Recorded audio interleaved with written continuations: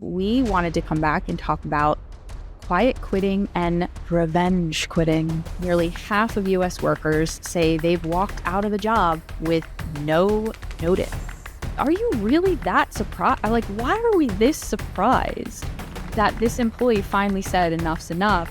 Every single day, I hear, read, see something around AI in the workplace. It's coming for your job. Somebody decides to live stream on TikTok how they really felt about your organization. Welcome to the HR Misfits, the podcast about leadership decisions most organizations get wrong, told from the HR seat that actually sees the fallout. We're business-minded, human-centered, and just bold enough to challenge the people systems that no longer work, where polished playbooks end and real leadership begins. We're the HR leaders who've been in the room when things get messy, political, or uncomfortable, leading with heart, grit, and a little bit of sass. If you believe HR should be a catalyst, not corporate theater, and leadership should actually work for humans, you're in the right place. Let's get into it. Welcome back, Misfits. I like how that sounded. It sounded very Gossip Girl, didn't it?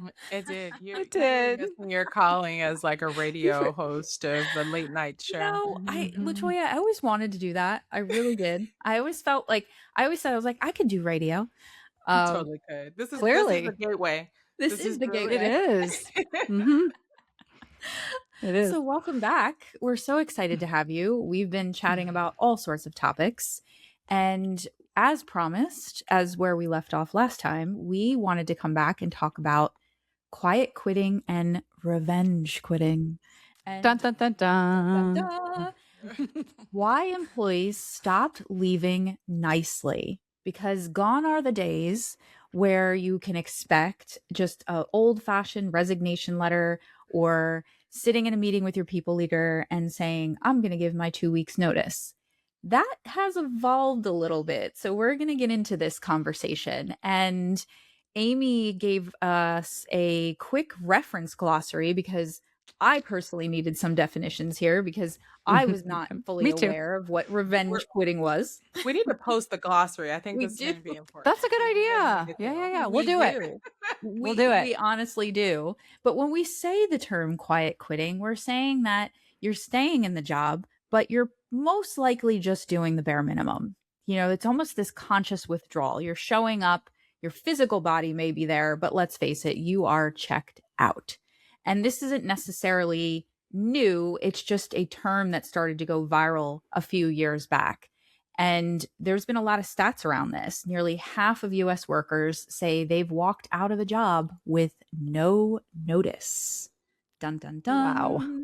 And I know there's a segment of the population that would hear that and probably cringe because we've been taught over the years, you don't do that. You give your 2 weeks notice. You quit with a smile on your face. You don't burn a bridge. You don't incinerate that bridge. You never leave a job without a new job. How That's dare right. you? That's right. How dare you even think of doing that? So we're going to get into it because there is such a diverse population of workers that now exist together, including the Gen Z population, who laugh at us a little bit when we think that things like revenge quitting is a big deal because they're just not as loyal at times to the employer and they want to embark on what feels good to them. So Misfits, let's get into it. There's stats around this that I think we should get into because global employee engagement alone fell to 21%. So only the second decline in 12 years. And they're saying that roughly 4 out of 5 employees worldwide are not engaged or actively disengaged. So let's get into it.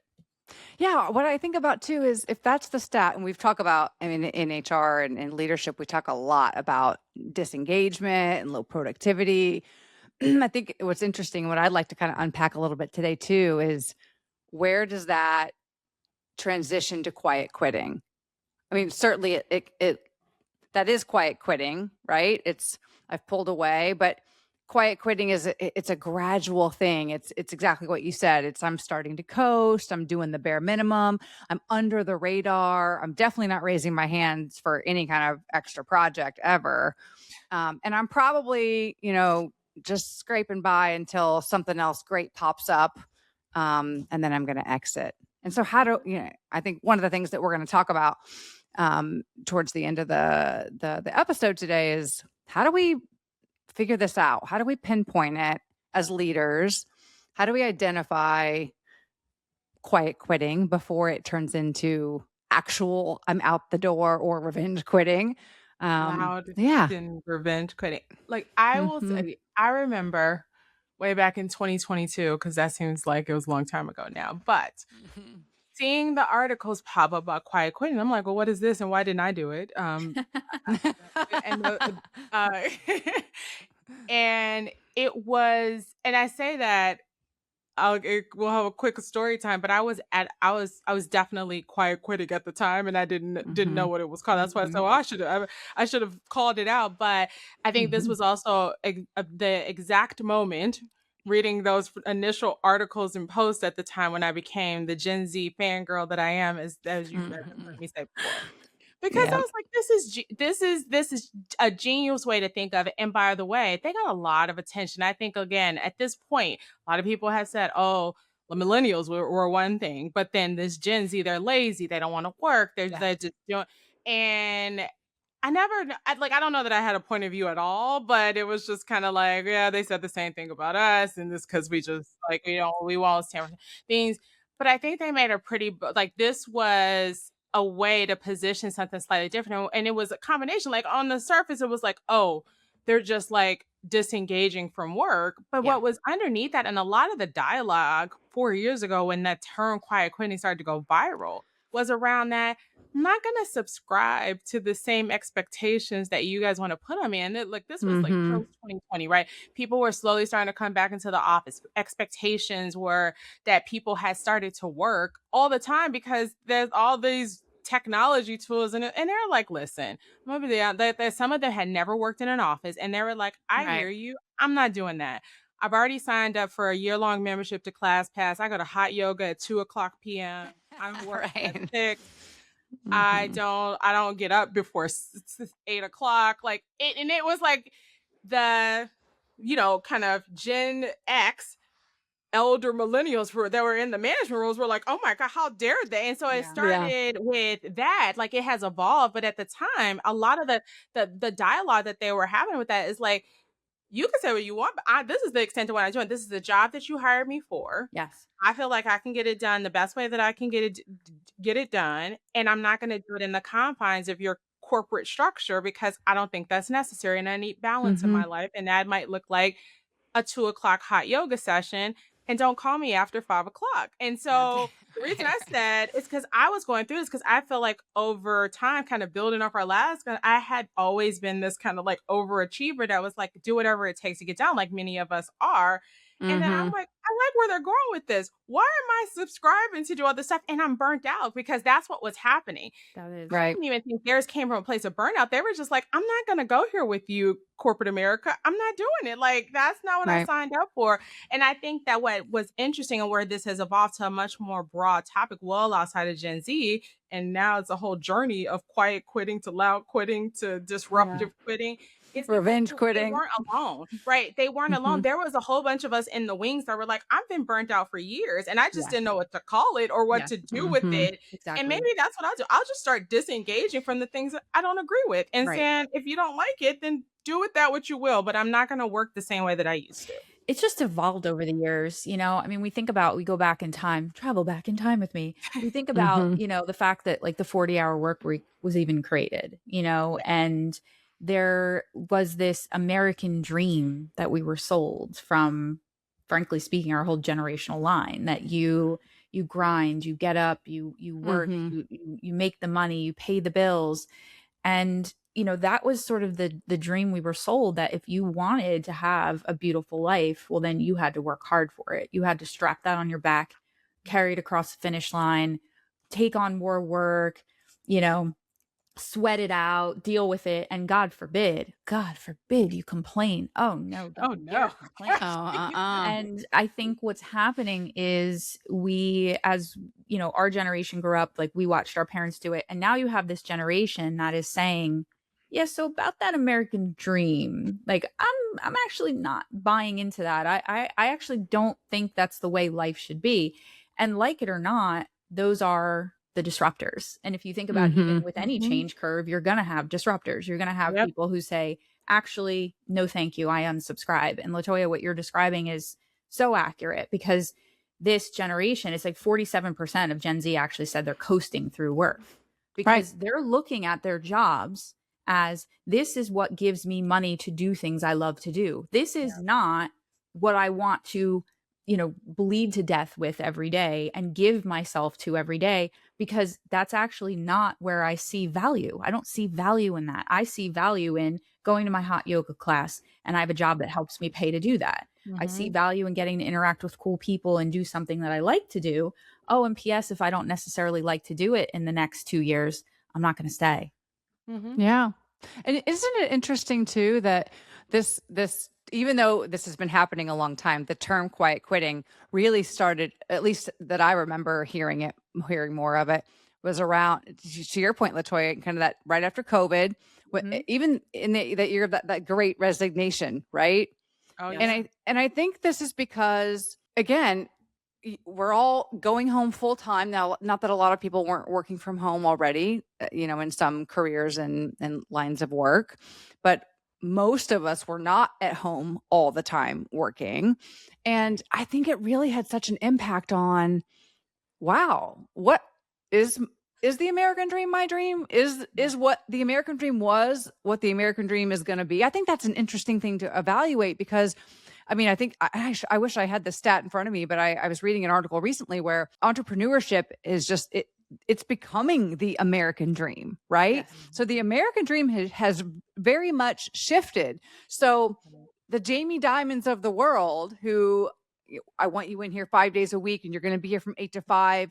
And this is what it looks like. And it's all about collaboration. Okay. I hear you, but I'm fearful for you because that is not the future of work. And No. when our companies and our corporate CEOs are becoming the minority in terms of the generational view of their workforce, Yeah. they can no longer be the only ones deciding what the future of work looks like. That's It's right. going to be our younger generations coming in behind us. They're saying exactly what you said, Latoya.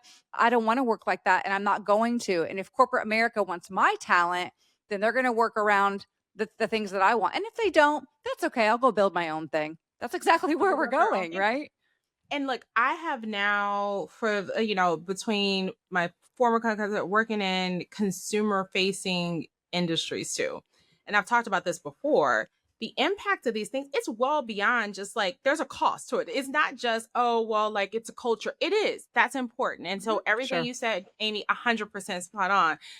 But one thing that speaks very loudly to some of our senior leaders is money. And then Hmm. sometimes you have to remind them that this is not just a cultural or an HR issue, right? Like this Right. is really also, I think this can, so those same people following that journey, Amy, that you talk about, they are also consumers of products. Not only are they Hmm. paying attention to how, if I'm going to work for you, by the way, if I had that type of experience, I may start my own company to compete Hmm. with you. And if those of us that have been in consumer product industries, the most disruption to this industry over the last decade or so has been to small startup companies that have completely disrupt because there's thousands of them Hmm. because they have done exactly what you just said. And a lot of that has been grown from the fact that I don't like what you guys are offering in these big box companies. Like Right. I don't like all the rules. I didn't like that. And some of it was experiences that they saw, to Marcy's point, in their parents or other Yeah. generations, and some of it is experience. They feel like you don't know what you want and you don't want to listen to what we have to say. So we figured out a way to disrupt your industry without having to subscribe to your rules. Hmm. And it was a lot of discounting to what that would mean. The other thing is consumer reputation and what your company does, whether it's Mm. inside the company policies or whatever, That's makes a right. big difference. There have Yeah. been companies, Yeah. maybe one that has something that looks like a bullseye. Target. had Yeah, I was to just thinking of, yeah, bingo. that have had to Bingo. experience it to say, Mhm. oh no, you don't get to do whatever you want to do. I think there's no backlash here. Like That's right. your company's success and the dollars and your top and bottom line can be affected by this to the tune of what Gallup guess me $8.8 trillion in productivity loss. Mhm. There's Yeah. like again, there's the sales. There's all these different things, and Yeah. I think that from my lens and seeing it and having these conversations with senior executives in bigger enterprise organizations is they really underestimated again when they were just laughing like what are they talking about quiet quitting, the actual disruption that this is going to cause in our That's companies, right. and it is well beyond an HR issue. Mm-hmm. Yep. Sure. Totally These agree. aren't just, I think what it is too is like they think these are just points in time or buzzwords, and they're thinking Yeah. that, oh, it's just this social media-esque speak where we're saying things like quiet burnout or coasting or quiet quitting, but the reality of the situation is that this is a real shift in the narrative. It's a real shift when you think about it, and a shift in conscious thinking. They're Mhm. saying out loud, no, this is how we feel. And as an employer, you can laugh at it, scoff at it, you can do all the things. But the reality of the situation is that this is, and the stats don't lie, this is something that we need to obviously talk about. And I think there's warning signs too that, and this goes back to a lot of times what we say about, looking for the warning signs and maybe dealing with some of those warning signs ahead of time versus sitting there and being shocked when somebody just decides that they're going to leave with no notice. It's like, well, let's dig into it. Did you see any of those signs? How is Sheila showing up to work? Was she doing okay? Did she look, happy, or was she sitting there stewing in her seat, like clearly pissed off at the world? It's like perhaps the Yeah. conversation with Sheila should have maybe taken place, and maybe you wouldn't have been so shocked. I personally have, seen different, I would say different levels of this, but I did actually witness someone who just they were just pretty much like that was it. It was like the end of the rope, and they left with no notice. And I remember the leader at the time having like a visceral reaction, and he was freaking out in the room. And I was like, are you really that surprised? I'm like, why are we this surprised Mm-hmm. that this employee finally said enough's enough?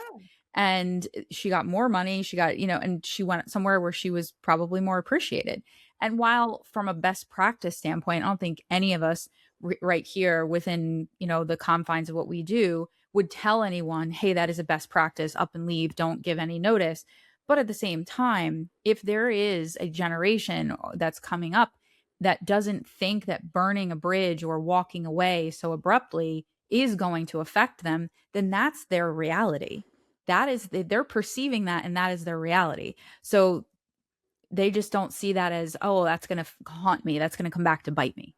So Right. that's Well, what's and happening. especially because if you think about, let's break this down to like step by step. If somebody, and by the way, I'm not promoting this. I think Right. it is a respectful thing to give a notice. Okay. It is. Of course, there are situations where people don't do that, and there's various reasons, some good reasons, some terrible Yes. reasons. Yes. But I do think it's best practice, and we all should be doing that to the extent that we can. I get aggravated sometimes when employees leave that don't give a notice. I'm like, the employer that's asking you, well, they really want me on Monday. Well, would they be saying that if you were leaving their company? You know what I mean? Yeah, exactly. Yeah. So They wouldn't. that to me, that's a little bit of a red flag, but okay. Yeah. But if you break it down step by step, if somebody doesn't give a notice and they leave, they've already likely got the next job. So it's not like the place they're going to go is going to call you and say, did they give a notice? And you're going to say Yeah. no, because that conversation is not going to happen, right? Those Yeah, right. conversations have already happened. They already have the next job, my friend. Like, Yes. so is That's it true. really, is it real? Does it really impact them? Like we have always been taught and thought that it did. Now down the road, maybe that VP that you really respected went to another company and you applied for a job there, and maybe all the stars aligned and there's a conversation that happened, and they left without giving notice 4 years ago. Yeah. I doubt it. I don't know. Yeah. Just probably not. I So don't think so. I don't think Small so. Yeah. It's a small chance, right? It's a But small chance. So it's like, what's the real cause? Right. I think yeah. it's the right thing and it's courteous to do, but it Yeah. doesn't. And then there's always this other piece where, like, Marcy, you hit it like earlier. There are signs. So That's right. it's not usually as abrupt as sometimes when we get the calls as HR leaders, like, oh my gosh, Sheila just quit. Can you believe it? Yeah. No. Yes, I You should can. say that, John. I do. Let's Yeah, walk right. back a little bit. Yeah, Not actually, that I can believe it. It's Mhm. true. let's start. Let's take a step back. So, like, what might this look like? Quiet quitting was when you said that it feels like Sheila. Is it Shelly or Sheila this week? I think we're Sheila, I think it's Sheila this week. Okay. Sheila does not seem as engaged as she used to be. Yeah. Mm. Okay, what does that look like? This translation, quiet quitting. Yeah. Not That's right. quite as engaged as they used to be. Now, again, all of this is not bad. If we go back to last week and last time we talked about this, we also talked about no is a complete sentence. If you're a Right. high achiever, high performer, and you're everybody's go-to, it's Right. okay to tell people, yeah, I'm good. I don't need that. And sometimes your leaders will interpret that as you're less engaged because they can no longer dump all the things on you. Mhm. But if I really think about the two things with that, like, right, there's these things in between when you see our glossary as Mhm. powered by, the internet. Mhm. There's the quiet cracking where it's just like there's like they're not happy, something's Yes. off. Like, there are all these different ways that you see the burnout, the unhappiness, like those are all signs. But even at the point where I'm trying to tell the reality is I'm not the same employee that I know. Something has happened where I'm not feeling the same way that I once did, and I don't have the same engagement and enthusiasm about this job. That, Exactly. as a leader, this is your opportunity to do things like call HR and be like, is there retention options? Or Exactly. what could I do? This is where you need the coaching. Not, can you believe Sheila just quit? Yes, because Right. 6 months ago you were talking about this and I gave you some advice. You did none of those things. So Right. yes, Sheila quit because she's been looking for a job for the last year. Exactly. That's So right. I'm surprised it took with this It's one. like, get it together, Right. John. Get it together. Come on, okay? John. We've talked about this. And isn't it so funny? Because it goes back to one of our original episodes where we talked about, the employee surveys that go out. It's like, let's send out an employee survey and then, let's read the results. And then I used to cringe because I would sit in those meetings and it's like, okay, a lot of our employees are finding that, they're not feeling developed in their role. And it's like, you have all this data. And no, you can't solve for every single thing. But Sure. if 50% or more of your group is saying like, yeah, we're burnt out. Like, I remember one of the surveys I got back, it was like, I'm tired of doing more than 2 jobs. I'm barely seeing my family. I'm working multiple. And I was like, whoa, like, what are we doing? I was like, how is work getting done? And I remember the leaders looking at me and saying, well, we have deadlines and we have things. I go, okay, but more like 70% of your organization is saying that if they got offered another job, they would leave. I'm like, so what are we doing about it? It's like, And what they're like, are we doing?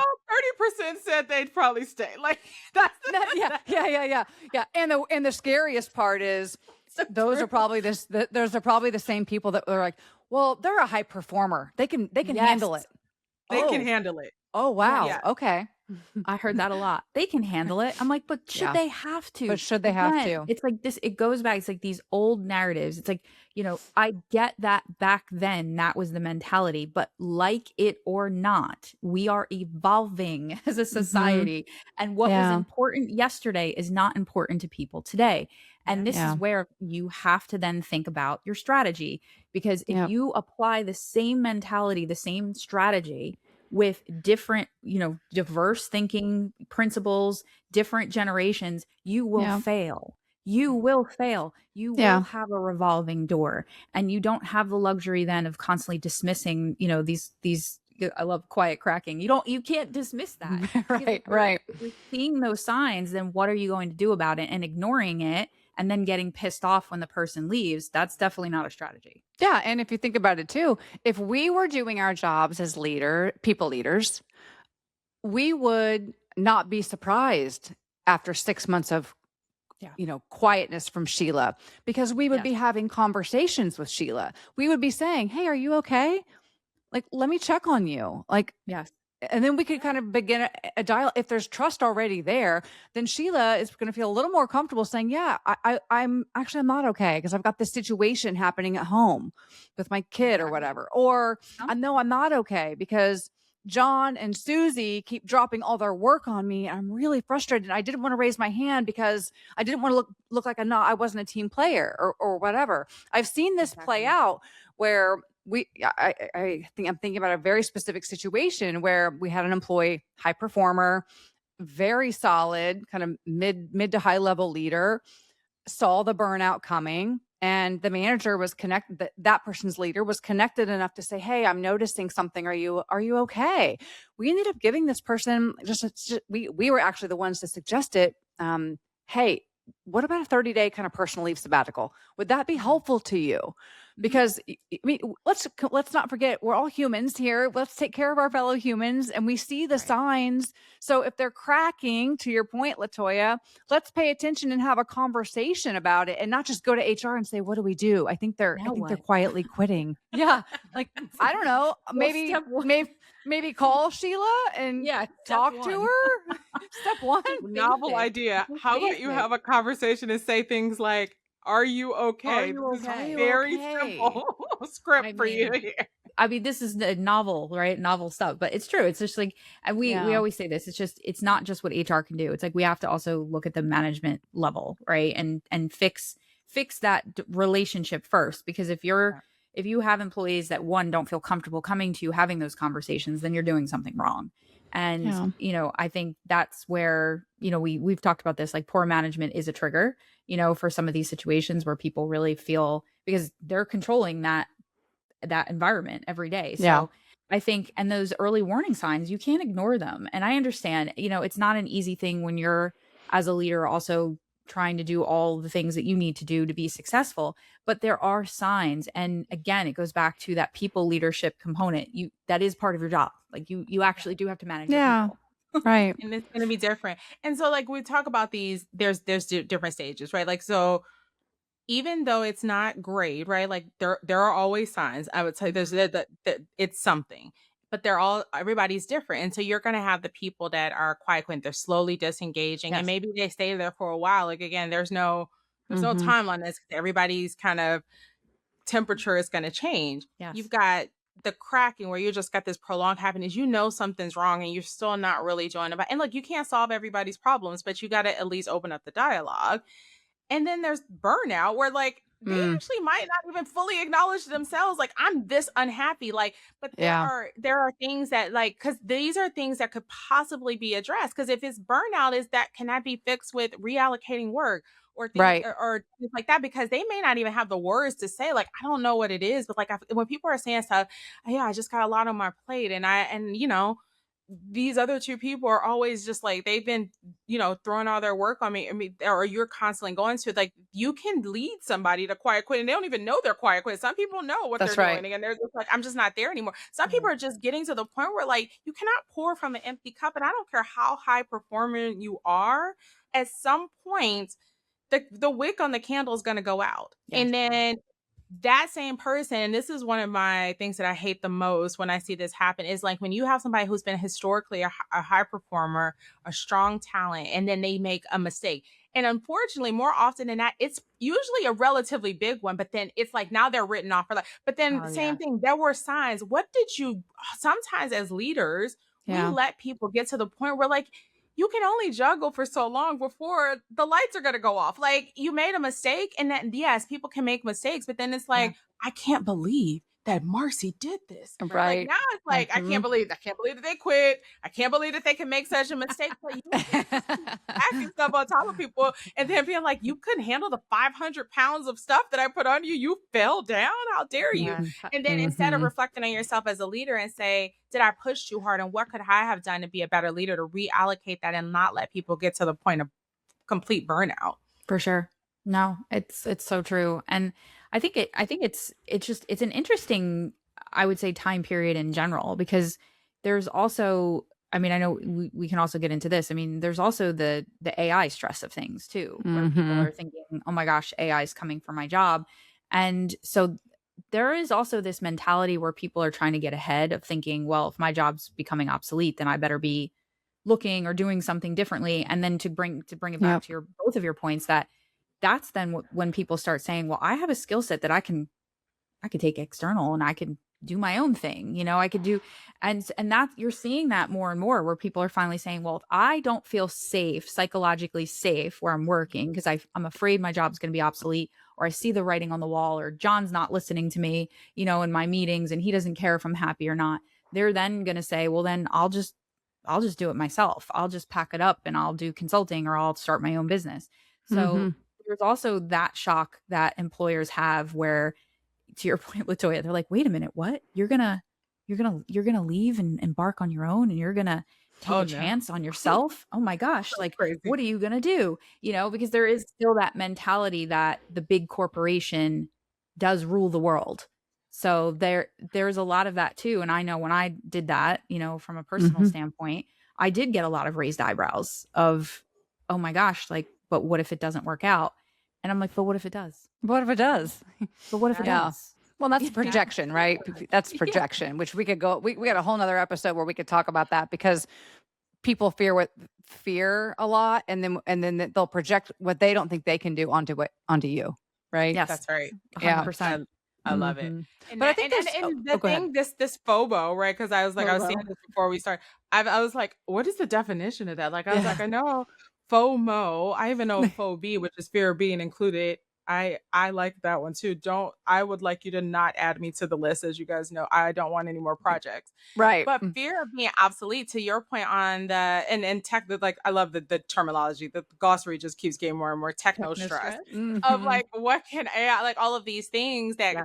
that come up, um that drive people to these types of kind of fears that Yeah. then further fuel this situation. And it's like trying to get a relationship. I'm gonna break up with you before you break up with me because I know where this Yeah. is going. And so it's like again, if you're like, I can't believe that I wasn't going to actually do that, but like how we know that these things are happening, the percentage of people that are fearful of AI and what that is, and we've talked about this in the Yeah. episode of like how you can make it work for you, but everybody's so as an engagement strategy from a leadership and an HR perspective, thinking through like what things could we be doing in organizations to help people understand like that they're valued, and this is not intended to replace people.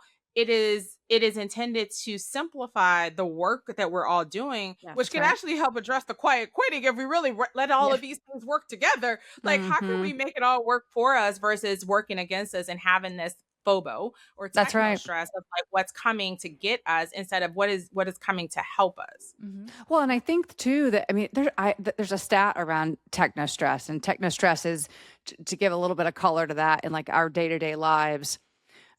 We generally speaking are interrupted every 12 seconds by something: a Slack message, a Teams ping, a phone call, an email, a knock on the Yeah. door, a Google Meet, hundreds of things, right?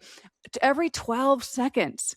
No wonder we are anxious and feeling so much techno This is why stress. at this point I think everybody has some form of Yes. like spectrum of like attention deficit because how can you Mhm. not in this How can you world? not? I know. It's true. Yeah, It's yeah, so and true. and that fear of becoming obsolete. I love these terms that are coming up. I think this is so important right now because Yeah. every single day I hear, read, see something around AI in the workplace. A lot of fear-based, communication and media around it's coming for your job and your job is going to be obsolete. And I don't know that I subscribe to that, but it doesn't matter if I do or don't because most people are feeling some sort of FOBO, the fear of becoming obsolete. Am I going to be replaced? Are they coming for my job? And the answer is probably not, but you are going to have to evolve your skills. And that Mhm. creates a level of anxiety because we as employers and companies, we're not equipped. We're not Yeah. ready to say, here's how we do that because we're looking to the next company to say, well, how are you doing that?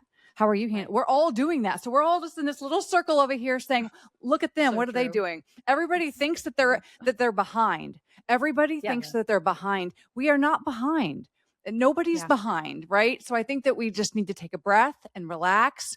And most importantly, again, this is one of those things that we're talking about right now, FOBO and techno stress and the anxiety at work. It can lead to quiet quitting, Yeah.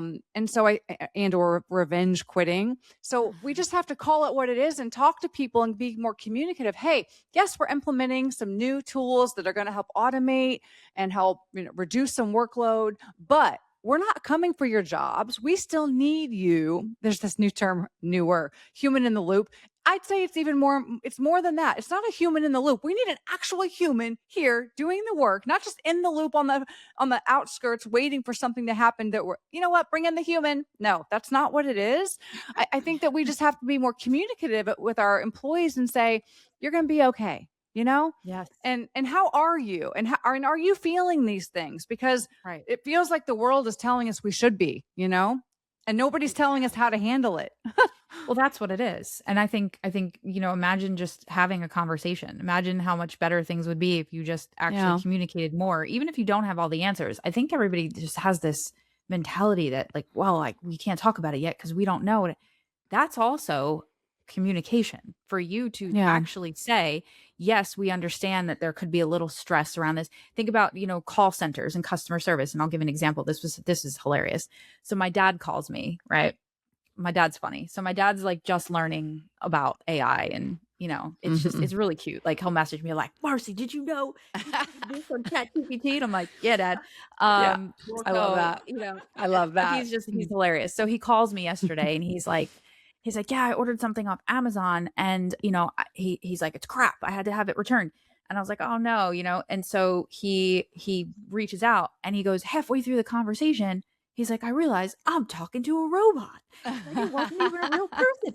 And he's like, I'm asking it questions. And he goes in and identified itself. Like, yes, I am an AI. And he goes, do you even have a name? Like he was like playing around with it. Oh, And I was okay. like, my name's Sarah, and he's like, no, you're not a real person. And so it was hysterical. Right. So, and I'm watching because like from his perspective, from his generational perspective, that has to be alarming, right? Because it's like, Yeah. I'm no longer talking to a human. I'm talking to a robot who's disguised as a human. He's like, identify yourself. You're not a real Exactly.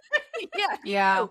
And because he was like, it was very polished answers. It was very, and so, I think that I get it because from a techno stress perspective, you could be looking at that and saying, well, that technically that was somebody's job. That was actually a human's Sure. job that took those escalation calls, that helped with things like product warranty or product, issues. But the reality of the situation is no, we don't have all the answers. We don't know Right. where that's going to evolve. But it also doesn't mean that you are obsolete as a human being. That's And right. it's funny to me when employers just can't figure out how to have that type of conversation with their employees and say, I understand this might be causing you stress. Our goal is to not, as a human being, become obsolete or irrelevant in today's world. But we will have to take this journey together. And it could Yeah. be multiple steps. And to your point, Amy, that also may mean if you're working on a shop floor, for example, and you've never touched an iPad before and you've never used a digital process because we've used paper trail for years, that actually does mean that you have to upskill. And That's you right. do have to learn new technology. So Yep. that could also be part of the conversation, which may help alleviate some fears a little bit. No, and I think the other thing, like we were talking about, like, okay, so like what with the solutions is like communication clearly is the Yes. headline. Like communicate, address the thing. But also, Marcy, you talked about this earlier, is listen, there are tools. I've not worked for a company that's in some form of engagement survey, but what have we really been doing with it? Yeah. And this Mhm. is one of the reasons people don't like to fill them out because it's like you take all that and in the back office conversations that we've all been in, it's just like them trying to justify why are these things happening and how it's not really a big issue, even though 70% of people said that they leave tomorrow if you did Right. that. But because we don't, that sometimes leadership or the company doesn't want to address that so outwardly because they want to put this positive spin on everything, Yeah. you leave employees feeling like, what's the point? Because if I tell you how I feel and you don't do anything about it, because communication is important and asking for feedback and asking the right questions. But if you're not going to take any actions and be Right. just as loud with your questions as the actions or the things to mitigate that, it is. And it's okay to say, hey, we heard you, Yeah. but just know that this is where Yeah. we are. But you did not address it at all, or to just kind of glaze over that when you know that 70% of the organization is feeling like this, you Right. become part of the problem. So when Yep. your quiet quitting population becomes loud revenge quitting, you shouldn't be that upset because they very nicely told you in their anonymous survey that this is how they were feeling. So Exactly. if somebody decides to live stream on TikTok how they really felt about your organization, some of that is on you as a Yeah. Yeah. company. Like, what could you have done? Because now, Yeah. again, you're all shock and awe, and like now it's an emergency leadership team meeting about how did this happen. Oh Yeah. gosh. I'm And then gonna go ahead HR and is pull getting up pulled the in. engagement Yeah. survey results that said everybody was Yeah. looking at quitting just Yeah, 3 months exactly. ago.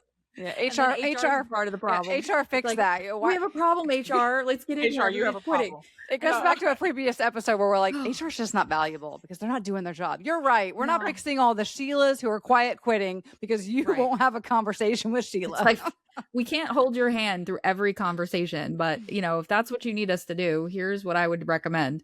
But yeah, Mhm. it's so accurate. I think, there's a lot of ingredients that go into this. And Yeah. I think, but we overcomplicate it a lot of the times in the workforce. I agree with both of you. It's just sometimes it's really just that simple to just have conversations. So when you think about it, there's probably not a band-aid for this in terms of one size fits all, but there's nuanced conversations you can have, and perhaps those should be individual conversations. So Right. maybe you get ahead of Sheila driving into work that day at 9 a.m. and she's sitting behind the wheel and she's like, I'm gonna revenge quit today. Like, or like, I don't TikTok know, loading. look at Yeah.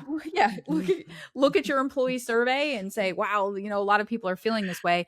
Perhaps I should sit down with my HR partner, and HR should maybe, help me draft some sort of, talking point, or how can I address this, and do it from a personal perspective, not a company memo, or to your point, Latoya, not silence, because then you're letting people make meanings and interpreting things. And unfortunately, a lot of the time people run with the worst case scenario. They're going to say, Yeah. okay, then that means, I better be looking, or I better leave before they let go of me first. Yep. So Yep. Exactly. Yeah. We got to pay attention to the trends too, because yes. if the generation behind us and behind them is redefining the future of work, which they are, there will be a point where we just can't, control that like we've always felt like, or we've told ourselves that we could as, CEOs and the C-suite. We're again, I mean, the Jamie Dimons of the world, right? It's that be here 8 to 5. You're going to be in the office. We're not going to do hybrid. We're not going to work from home. Bring your sleeping bag, whatever it is. I think that those times are changing. And on the flip side, I have to say too, like I've been giving this some thought, like this means that our future HR talent acquisition, particularly leaders and people that are reviewing resume, those things are going to be different. If you've got 8 seconds to make an impression with a resume, and I mean, listen, we've been in this space, all three of us, for a very long time. So in those 8 seconds, what are the first things you're looking at? You're looking at titles and dates. So if I see 7 months, 6 months, 1 year, 2 months, 18 months, I'm running. I won't. There's nothing for me to look at, honestly. Yeah. But I would say, wow, will that always be the case? Because Probably, I mean, we're not going to have these resumes that are going to say 10 years, 15 years, we're not. 20. We will not see that. We will see less and less of it. I'll say that. will. And so that we have to change our perspectives in this function on what really great output looks like. And it doesn't equate to 5+ years. Exactly. And I think this trend, again, if we talk about like follow the trends, I don't know they have a cool title for it. We can work on that if anybody has ideas what acronym to go with this. But it is that, like, it's the gig kind of world, right? Like I do think that it's already happening, but I think it's going to get even more involved. I think you're right, Amy. That's going to have a different lens, but I also don't think that things like this are going to even matter. Like probably the chronological resume that we all grew up when we were in talent acquisition, even reviewing, will become obsolete because it's not going to matter. Here are the skills that I have. Here's what I can do for you, and here's when and where I'm willing to do it. They will start to dictate how work gets done, and companies are going to have to evolve how we think about work getting done altogether. So I actually think, look, if I'm lucky, I won't even get to see this part of the workforce because I hope to be retired by then. But I do think that probably in the next like decade, we're going to see a drastic shift in how Yeah. work gets done in the first place. The traditional Mm-hmm. roles, hierarchies, the corporate ladder, I think is going out the window because I this agree. generation has already started to define that, and they're going to keep taking up space in the workforce, and they have made it clear that they would prefer a gig based type of work Right. versus being a part of a company. They don't see the value in it like other generations did. And Yep. quite frankly, with everything we've talked about, they're not like too far off because we're not selling it so well as like Right. corporations of like, Right. why would you want to be a part of the corporation?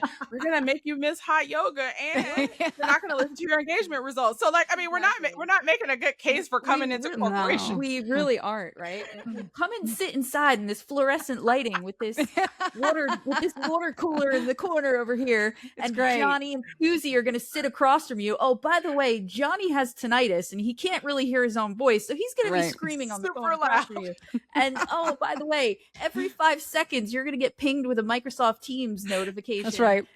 And then here comes Susie who needs to talk to you, even though you're engaged in. It's like, oh my God, It's why? like, you know what? How about you just give me the statement of work, what you need to get done? I'll go ahead and do that and send That's it to right. you when I'm done. And I don't have to deal with any of this other stuff. I don't want to come to your team outing. None of that sounds No. interesting. Right. I'm good. I'll do this.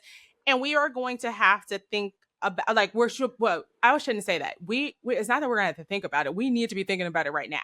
Right. Leaders, HR leaders, this generation is redefining the workforce. They Mhm. started it right with their cool TikTok videos and terminology. Yeah, they did. But again, there are signs, and so in Yeah. addition to quiet quit, whatever cool terms that the people that watch this could come up with, we need to start the term of like, what is the next wave of work? What takes us out of the traditional roles and Yes. confines of the corporation that we know today, that will Yeah. evolve into work getting done wherever it gets done by whoever can do the work, and it doesn't matter if you're here for a good time or a long time. That's right. You'll just get it done. It's all going to be Exactly. And about that's right. outcomes, right? And output. That's it. Agreed. And that's the reality of the situation. And I think, it's such an important conversation because, like it or not, the world is evolving. And how you get on board actually determines your comfortability with having these conversations and knowing that, okay, I'm going to, instead of fighting against it, instead of pushing against it and saying, no, that's not the way, and you should be happy and you should take on more work because you should want to get promoted and you should want to be a CEO someday. How about instead say, okay, that former strategy, that structuralist approach no longer works. So how do I foster an environment that will allow for the greatest output from my employees? Because I know how LaToya prefers to be engaged. I know that Amy actually doesn't want to sit under fluorescent lighting for 8 hours a day and knows she doesn't want to sleep overnight at this company. She wants to actually get home to her children and her family because that's important to her. So how do Yeah. I get the best output out of LaToya and Amy, knowing this is how they best work? That Mhm. can then start to be the strategy. And then you look around and you say, wow, I actually don't have a lot of people doing revenge quitting. I have an environment that fosters the best productivity I can do that. And who cares if it looks different for everybody? Because That's that's right. just the way of the world. That's what it is. That's Mic where we're drop. going. Mic drop. That's it. I mean, I think you just wrapped it all up for us, Marcy. That's exactly it. So Yes. that's Well, great. I think it's going to be so like we absolutely will share this glossary term because I have learned a lot just too. going through the definitions, and it's been a long time since I even referred to a glossary in this. But these are super cool terms, and then I think we should come up with new ones. So we should continue to build on this idea and also define new ones that define where the workforce is heading Yes. and other ways that people might be, kind of signaling towards that now. Love it. Love it. Love it. Thanks for listening, Misfits. We appreciate you. We'll see you soon. See you soon. Bye. Thanks for listening to HR Misfits, where people leadership gets real. If this conversation resonated with you, follow the show and subscribe wherever you watch or listen. And if you're a leader navigating complex, high-stakes people decisions, we're also building the HR Misfits Collective, a place for real counsel, not HR theater. You can find us online at www.thehrmisfits.com.